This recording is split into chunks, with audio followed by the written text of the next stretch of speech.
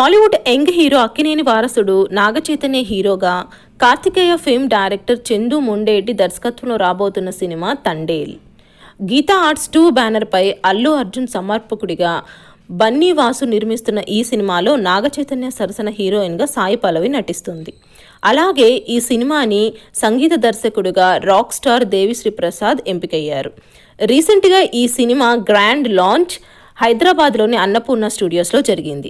ఈ కార్యక్రమానికి king Nagarjuna, victory Venkatesh గెస్టులుగా హాజరయ్యారు.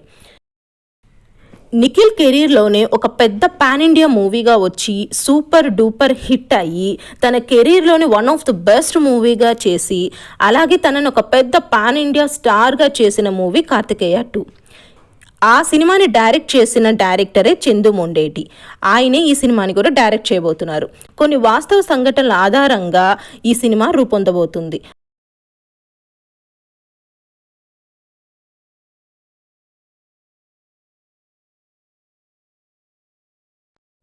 ఇలాంటి మరికొన్ని సినిమా అప్డేట్స్ కోసం ఈ వీడియోని లైక్ చేయండి, నా ఛానల్ని సబ్స్క్రైబ్ చేసుకుని పక్కనే ఉన్న బెల్ ఐకాన్ని కొట్టేసేయండి.